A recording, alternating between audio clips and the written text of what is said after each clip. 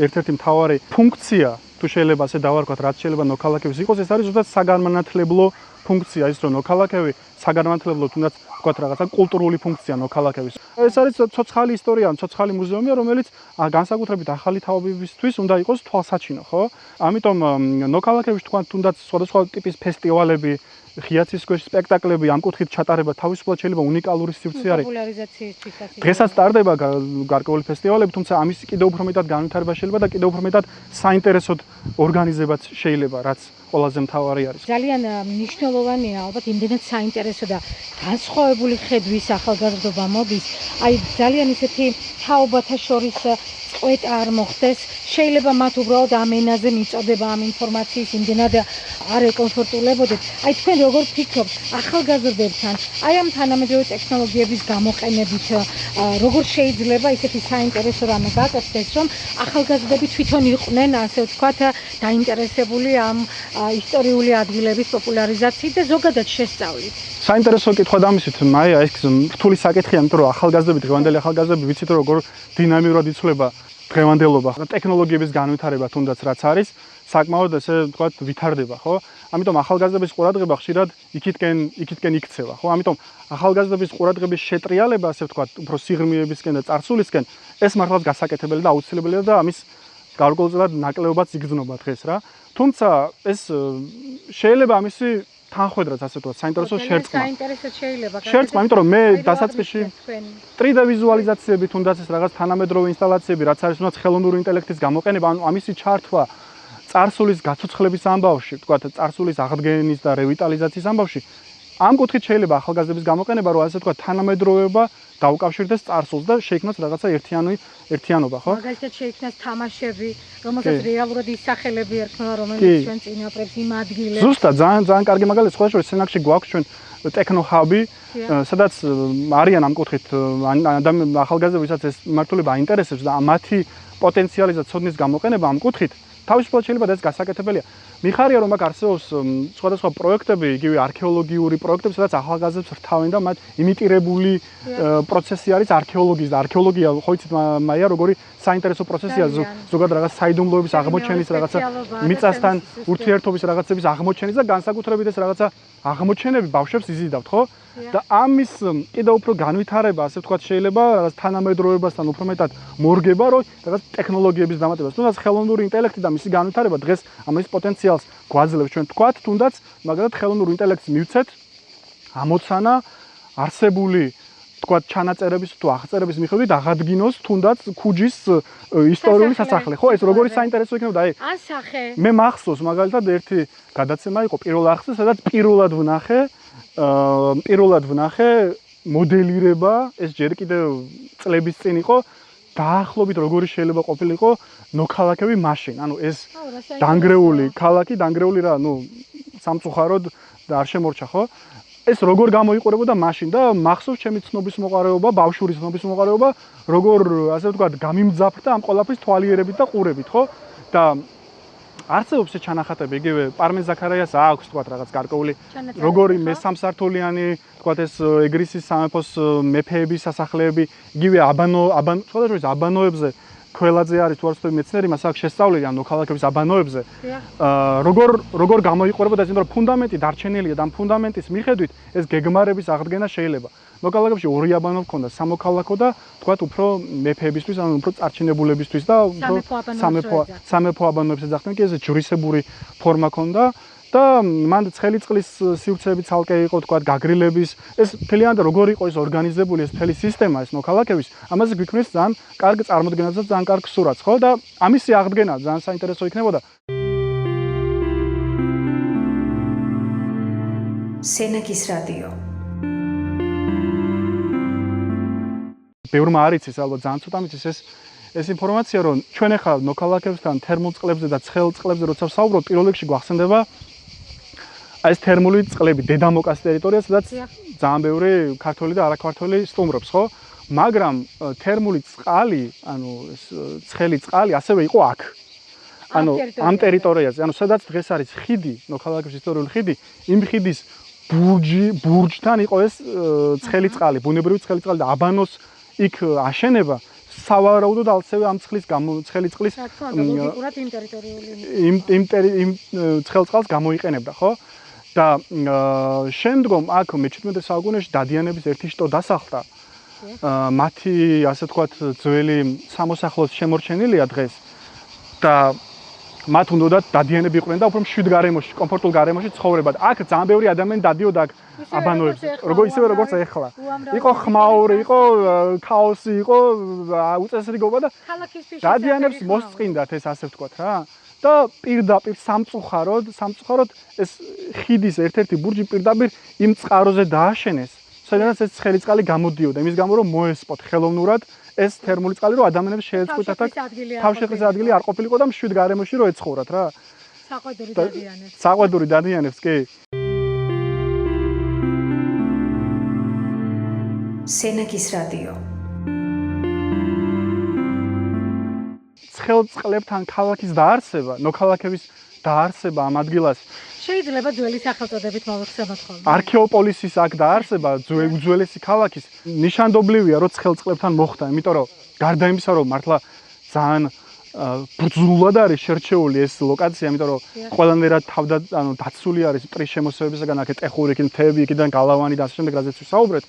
გარდა ამისა, ხელსაყრელი მდებარეობა ზღვიდანაც მოშორებულია, რომ ვთქვათ, ფლოტისგან დაცული ყოფილიყო სამხედრო შემოსევებისგან და თან ეს თერმული წყალი, რომელიც ბუნებრივად იძლეოდა საშუალებას, რომ ადამიანებს თქვა ტყავი დაემუშავებინათ, მაშინ მესაქონლეობა იყო განვითარებული. სხვა შორის თბილისის დაარსებაც უკავშირდება ცხელ წყალებს, ხო? ეს სოლოლაკში რომელიც ხოხობი დაცემენ, ეს ხოხობი ლეგენდა არის, მაგრამ რეალურად, როგორც სპეციალისტები გადმოგწევენ, ცხელ წყალთან, იმიტომ დაარსდა თბილისი, რომ თქვა ის ცხელი წყალი იძლეოდა ხელსაყრელი იყო, თქვა რაღაცა ტყავის დამუშავება იქნებოდა თუ სხვა სახის საქმიანობა, რასაც იმ პერიოდის ადამიანები იყვნენ, უფრო გაადვილებული.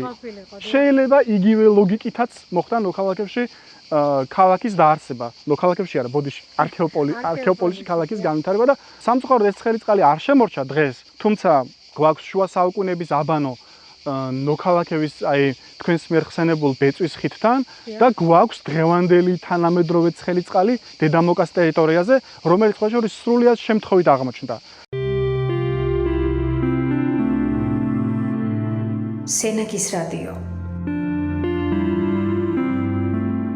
ნოქალაქების ტერიტორიაზე ეძებდნენ ნავთობის საბადოებს, თუ არ ვცდები. შეიძლება მეშლება რის საბადოებს, მაგრამ რაღაც სადაზვერო ექსპედიცია იყო და ვთქვათ, ხდებოდა ჭაბურღილების დათხრა და ერთ-ერთი ჭაბურღილის გათხრის დროს ამოვიდა ცხელი წყალმა, ამოიფრქვა და ზუსტად ეს ის ცხელი წყალია, რომელსაც დღეს ვთქვათ, ამდენი ადამიანი ასე ვთქვათ, იყენებს და ეტანება და საყვარელი ადგილი არის. საბედნიეროდ ხელმისაწვდომია ყველასთვის და ანუ ეს ცხელი წყალების ტერიტორია ალბათ არის შუაგული ბირთვი, ალბათ ნოქალაქების ამ მთელი ხეობის გეოგრაფიულადაც ცენტრალური ადგილია და აქ უნდა ჩამოყალიბდეს ალბათ რაღაც სამედიცინო გამაჯანსაღებელი, ვთქვათ, რაღაცა გამაჯანსაღებელი ცენტრი და მის ირგვლივ ეს უნდა იყოს მთავარი, ასე ვთქვათ, დომინანტი და მის ირგვლივ უნდა იყოს სხვადასხვა ტურისტული აქტივობები, რომლებიც მათ შეავსებს. ეს შეიძლება იყოს მეგრული კულინარია, რომელთაც ჩვენ მეგრელები ვამაყობთ ობიექტურად, იგივე ღვინის ტურიზმი, იგივე ვთქვათ, ეკოტურიზმი, ზიპლაინები, სათავგადასავლო ტურები, ვთქვათ, რა ვიცი, რაც გინდა ფანტაზიორე, რეკრეაციული ტურიზმის კუთხით ყველაფრის განვითარება შეიძლება და ღვინის ნაწილში, არ ვიცი, ეხლა ეს უკვე, საბედნიეროდ ეს ინფორმაცია დღეს უფრო და უფრო მეტად ასე ვრცელდება, რომ არანაკლები ღვინის კულტურა იყო გავრცელებული სამეგრელოში და დღეს საბედნიეროდ ხდება ამ კუთხით მარნების განვითარება. სხვა შორის ერთ-ერთი უძველესი ღვინის წიფწები აღმოჩენილია დღევანდელი ანაკლის ტერიტორიაზე და ეს მიუთითებს, რომ ღვინის კულტურა კოლხეთში და სამეგრელოში საკმაოდ განვითარებული იყო და დადიანების ღვინის კულტურაზე კიდე ცალკე შეიძლება საუბარი სალხინო აქვე არის და ზოგადად ნოქალაქებიც აქ კირქვოვანი ნიადაგია, რომელიც ხელსაყრელი გარემო პირობა არის მეგრული ტიპის კულტურების, ღვინის კულტურების განვითარებისათვის. სენაკის რადიო. არსებობს ერმილე ნაკაშიძის წიგნი, სადაც ნოქალაქები მითებულია როგორც მეგრული ღვინის კულტურის ერთ-ერთი ძირითადი გავრცელების რაიონი. ამიტომ ამის აღდგენაც შეიძლება. სხვა შორის ეს ფერდობები ნოქალაქების მთაქვია, ამას უნიკალურ პერსპექტივას ქმნის ამ კუთხით რა, იმიტომ რომ ეს მზის თქვათ მზის სხივები, თქვათ ეს ფერდობის დახრილობა, ნიადაგი, ყველაფერი, ანუ ეს მეღვინეებმა უკეთეს იციან, ეს ყველანაირად ასე ვთქვათ ხელსაყრელი არის და არსებობს ამ კუთხით ინტერესები, არსებობს ამ კუთხით დაინტერესება, თუმცა ეს დაინტერესება არის ჯერჯერობით მხოლოდ დაინტერესება და პრაქტიკაში ხარ რასაც ხედავ ჩვენ მოქალაქეებში ეს არის ფრაგმენტული განვითარება ამ ხეობის რა და ეს ასევე სამწუხარო არის და ამაზეც მინდა ვისაუბრო, იმიტომ რომ პირველ რიგში მოქალაქეების განვითარება უნდა დაიწყოს ერთიანი სტრატეგიით, ანუ ერთიანი კონცეფცია უნდა არსებობდეს ამ 4 კილომეტრიანი ტეხურის ხეობის განვითარების ლეძაძამიდან მოქალაქეებამდე და ამ სტრატეგიის ფარგლებში რომელსაც მოამზადებს ნამდვილად პროფესიონალი სპეციალისტი გათვლილი იქნება ვთქვათ რა უნდა გაკეთდეს, რა არ უნდა გაკეთდეს, როგორ უნდა გაკეთდეს, როგორ არ უნდა გაკეთდეს, თავის დიზაინი, თავის მთელი სტატუსით შეიძლება მიენიჭოს დაცული ტერიტორიის ამ თლიან კომპლექსს, რომ აქ ვთქვათ არ მოხდეს უხეში ჩარევა და რაც ძალიან მნიშვნელოვანია, ხა მოქალაქეების ეს ხეობა რატო არის მნიშვნელოვანი, იმიტომ რომ აქ შენარჩუნებული არის ის ხელშეუხებელი ბუნება, ველური გარემო და იმიტომ უყვართ აქაურობა დამსვენებლებს, რაც სხვაგან სამწუხაროდ არც ისე ხშირად გვხდება, ხო? აი ხა ვთქვათ არ მინდა ჩამოთვლა იმ ადგილები საქართველოში, თუმცა იქ ბევრგან დაზიანდა ან დაზიანების პირას არის, სხვა ადგილები აპირებენ დაზიანებას, ხო? მოქალაქეების ჯერჯერობით არაფერი არ არის დაზიანებული მაგ კუთხით რა. ანუ არსებობს ველური ლანდშაფტი, ველური გარემო, ველური ბუნება, ტყეები და ამიტომ ამის ანუ თუ განვითარდება რაღაცა ეს აბსოლუტურად ისედაც უნდა მოხდეს, რომ ეს შეინარჩუნებს ამ ველურ გარემოს და უფრო მეტად გამოკვეთს რა. ამ ყველაფრის გარეშე მოქალაქეების განვითარება ფუჭია.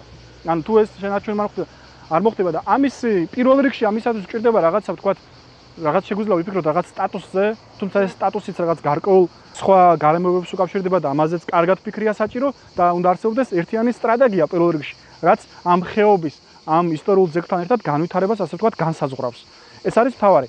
და კიდე რუხ ყანჩებზე მინდა ვახსენო, ეხლა უცებ გამახსენდა, როდესაც საუბრობდი ხეობის განვითარებაზე, იმიტომ რომ მიმართულებაა და იმდენ ბევრი თემატიკა, მე ვეჭობ რომ ნახევარ საათში ან ამ დროში ჩაეტიოს ეს ყველაფერი, თუმცა მე სიამოვნებით გისმენთ, იმიტომ რომ ყველა ნიუანსი, რასაც თქვენ ამბობთ და აღნიშნავთ, ძალიან მნიშვნელოვანია, იმიტომ რომ ყველაფერი არის აი ამ ადგილის, ამ დესტინაციის იდენტობის ნაწილი და მთავარი სიმდიდრე, რასაც ალბათ რა ვიცი ძალიან უნდა უფრთხილდებოდეთ ყოველი ჩვენგანი. კი.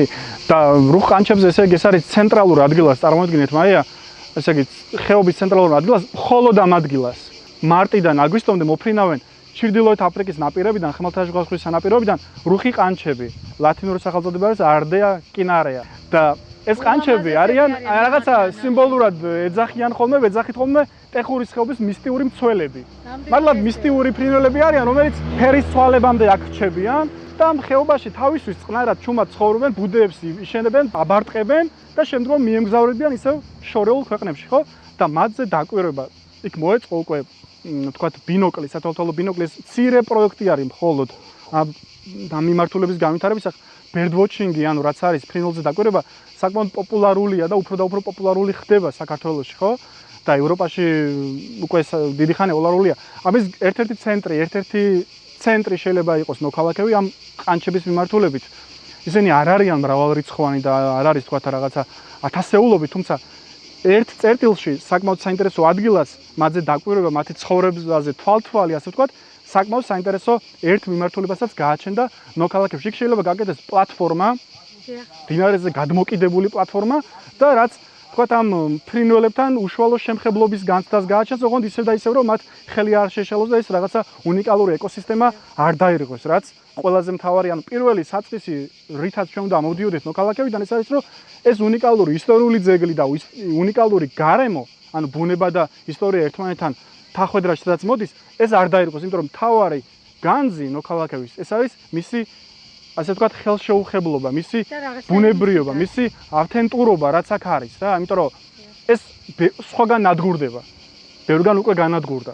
ამიტომ აი ეს მომავალში ამის რაღაცა ბალანსის დაცვა, რომ ერთის მხრივ განვითარება და მეორე მხრივ შენარჩუნება, ამ ბალანსის დაცვა არის მომავლის ამოცანა. და ალბათ მომავალი თაობისათვის იმ ასე ვთქვათ რეალობაში იმ სისრულით გადაცემა, რაც დღემდე შემოვინახეთ. აბსოლუტურად. მე ვიცი რომ თქვენ ბავშვებით დაგყავთ აქ სკოლის მოსწავლეები და ძალიან ხშირად ტურებს უტარებთ ხოლმე. კი, ტურებზე ჩვენ ტურებს ქალაქშიც ასე ვთქვათ ჩაგვიტარებია და ნოქალაქებშიც გავაკეთეთ. და ტურები, ბევრი სახის ტურები შეიძლება გაკეთდეს ისევ ნოქალაქებში. ანუ ერთი ტური ახლა დღეს აქ რაც არის მუზეუმ ნაკრძალის დათვალიერება, ხო? თუმცა ნოქალაქები არ არის მხოლოდ ნოქალაქები, მის ირგვლივ როგორც ვახსენე ადრე არის ნოქალაქების თავდაცვითი სისტემის კოშკები, რომლებიც ამ დედაქალაქს იცავდა. შეიძლება რატომ არ შეიძლება რომ გაკეთდეს ტური, რომელიც ყველა ამ ციხესიმაგრის დათვალიერებას მოიცავს, რომელსაც შეიძლება პირობითად დაერკვას ეგრისის თავდაცვითი სისტემის ტური, რომელიც დაიწყება დღევანდელი მენჯიდან, იმიტომ რომ მენჯიც არის ეს პირველი ციხესიმაგრე და ეკლესია, რომელიც ნოქალაქებს იცავდა, ჭაქვინჯიდანაც შეიძლება ამის დაწყება, ისიც ნოქალაქების დროინდელი ეგრისის სამეფოს დროინდელი. მენჯიდან რომ გამოვყვეთ, შემდგომ საკალანდარიშვილოს ციხე, შემდგომ საჩიკობაოს ციხე, სორტას ციხე კოშკი, კოტიანეთის ციხე კოშკი, მაცას ციხე, სხვადასხვა ეს მაცას ციხე ჩვენი საზოგადოების მიერ არის აქამდეც იყო შესწავლილი, თუმცა მაცას ციხე არის მარტვილის ტერიტორიაზე, დღევანდელ მარტვილის ტერიტორიაზე, სოფელ თამაკონისა და ნახუნაოს დამაკავშირებელ გზაზე არის და ჩვენი საზოგადოების წევრი, გამორჩეული წევრი იგორ კეკელიას შესწავლილი არის ეს მაცას ციხე, მე აქამდე არ მქონდა მის შესახებ ინფორმაცია და ესეც ამ ნოქალაქების ნაწილია. იგივე ამის გაგრძელებაზე აბეთათის ციხესიმაგრე, სადაც დღეს მონასტერიც ფუნქციონირებს, იგივე თქვათ ნოჯიხევის ეკლესია, ახლომდებარე ტერიტორია, ეს მთელი ნოქალაქების შემადგენელი ნაწილია. კი, სცენაკი, მარტვილი, აბაშა. შეიძლება. ზუგდიდიც კი ბატონო, შეიძლება. ესა თავდაცვის სისტემების ტური. კი ბატონო, თავდაცვის სისტემების საინტერესოა. ნამდვილად. ეს ტური შეიძლება მოეწყოს აქ. იგივე შეიძლება, მაგალითად, უფრო ფართო მასშტაბში თუ შევხედავთ, ნოქალაქები პირველ რიგში შეიძლება ჩაჯდეს კოლხეთის სამეფოს ტურში, იმიტომ რომ ჩვენ ამ კოლხეთზე რომ საუბრობთ ამდენს და თავს ვიმტრევთ, ხო? ჩვენ დღეს ბევრი რამე არა გვაქვს შემორჩენილი, რაც იმ კოლხეთის მემკვიდრეობას ასახავს, ხო, საქართველოში, დასავლეთ საქართველოში. გვაქვს გონიოს ციხესიმაგრე, გვაქვს ციხისძირი, გვაქვს მატერიალურ დასუსგულის, ხო, გვაქვს ისა რა ქვია, ვანის ნაქალაქარი, ხო, ვანი. და გვაქვს ნოქალაქები, ხო?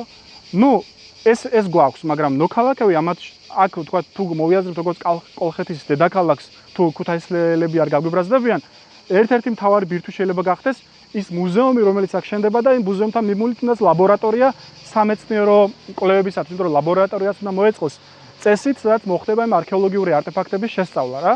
ამიტომ ეს კოლხეთის ტური შეიძლება გაკეთდეს, ეს თავისი ორგანიზებით, თავისი მარკეტინგით, ბრენდინგით, ყველაფრით და ამისი მთავარი ნაწილი შეიძლება გახდეს აქ ნოქალაქები და იგივე არგონავტების ეს რაღაც მოგზაურობა რაც იყო, ხო, ანუ ეს ამ მოგზაურობის მოტივებზეც შეიძლება შეიქმნას რაღაცა თქვა ტურისტული პროდუქტი, გზა, მარშრუტი, ტურისტული პროდუქტი, რაღაც ეს ბრენდი არის ჩვენ რომელსაც დღეს ჩვენ არ ვიყენებთ, ნაკლებად ვიყენებთ სამწუხაროდ არგონავტების მოგზაურობაზე.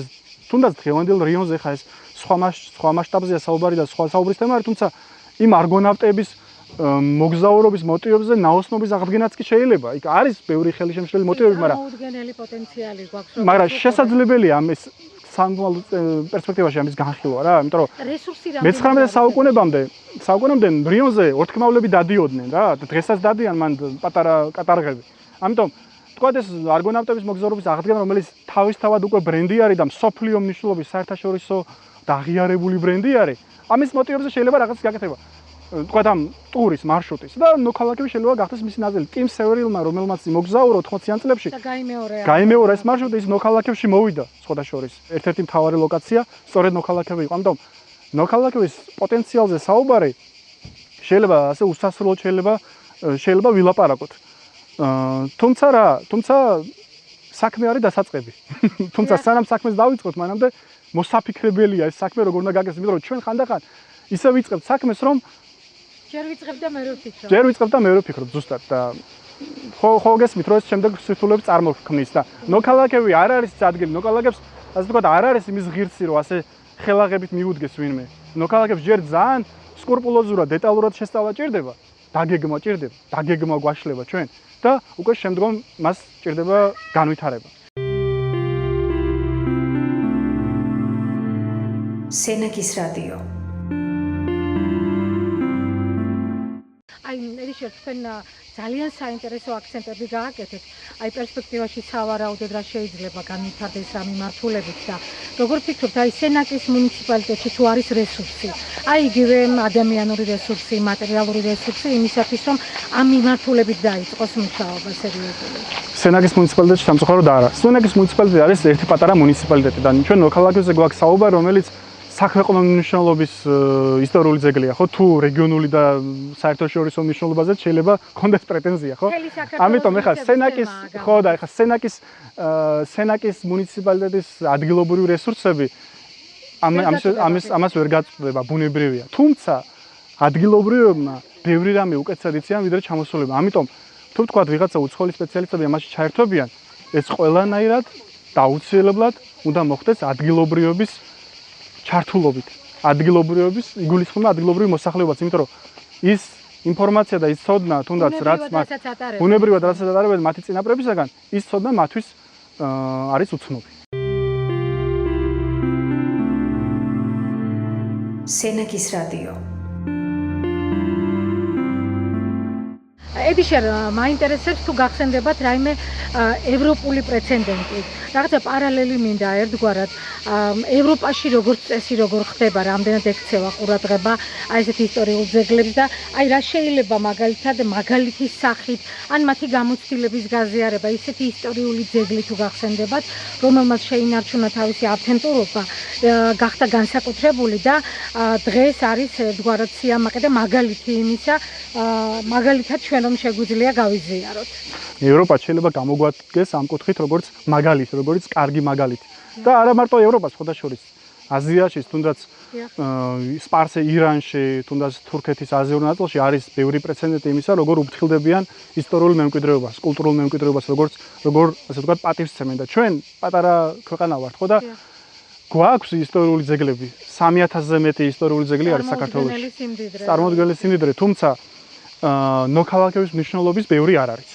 ამიტომ ანუ ეს მაგალითები, რომლებიც არსებობს, საბედნიეროდ არსებობს, იგივე ყველაზე მეტად თუნდაც კანონმდებლობით და ქვეყნის მოწყობის კუთხით და თუნდაც გამოცდილებით, ალბათ აღმოსავლეთ ევროპის ქვეყნების ყოფილი სოციალისტური ბანაკის ქვეყნების გამოცდილება გამოგვადგა, იმიტომ რომ ბევრი რაღაცით პოლიტიკური მოწყობით, კულტურით, ამით უფრო მეტად მსგავსებაში მიახლოებულია, ვიდრე ვთქვათ ინგლისი ან საფრანგეთი, ხო?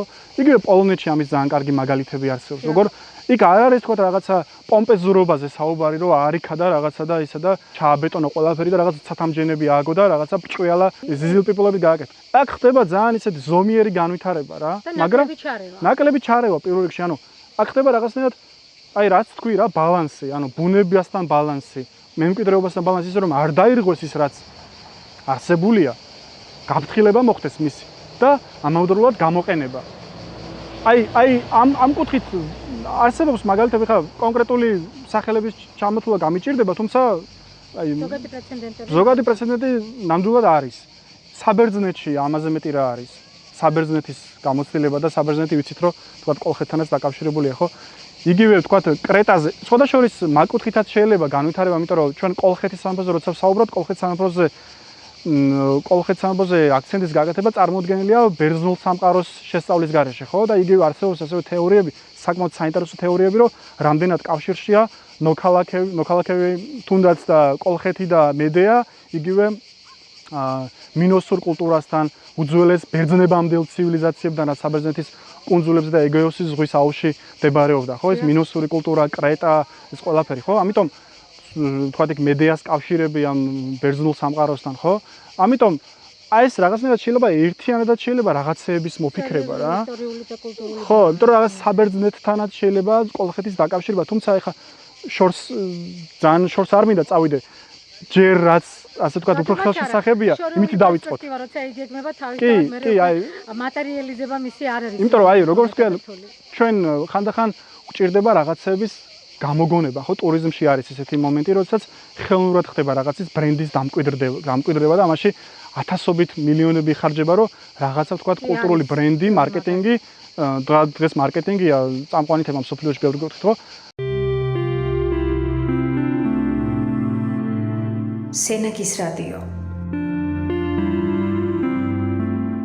მილიონები ხარჯება რაღაც მარკეტინგული მით, მაგრამ არგონავტების მოგზაურობა და უფრო საწმისი ეს უკვე არსებულია. ანუ ამაში შენ არ გჭირდება რომ რაღაც მილიონები დახარჯო.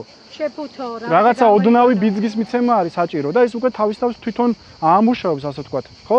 და იგივე ხა საბერძნეთი მსოფლიოში ერთ-ერთი ყველაზე ისეთი აღიარებული ადგილი არის, ხო, ქვეყანა არის ტურიზმის წყალსაცავი, ხო, ამიტომ ვისაც აინტერესებს ბერძნული კულტურა, იმისი გადმოზიდვა შეიძლება ასევე დასავლეთ საქართველოში კოლხური კულტურის გასაცნობად, რომელიც შეიძლება განვიხილოთ როგორც საფუძველი ბერძნული კულტურის. ეხლა ეს შეიძლება ბევრს ხმამაღალ ნათქვამად მოეჩვენოს, თუმცა ამაზე არსებობს, თქვათ, საფუძვლიანი არგუმენტები, რატომაც არის ეს ვალიდური ეს მსჯელობა, რომ საბერძნეთმა ის ცივილიზაცია, ის ცივილიზაციური განვითარება, რაც საბერძნეთში შემდგომ მოხდა, ამის საწყისი და იმპულსი და ბიძგის მიმცემი შესაძლოა ყოფილიყო არგონავტების მოგზაურობა და ეს არგონავტების მოგზაურობა ტყუილად არ არის ანტიკურ საბერძნეთში ამდენად პოპულარული და აღიარებული და ცნობადი.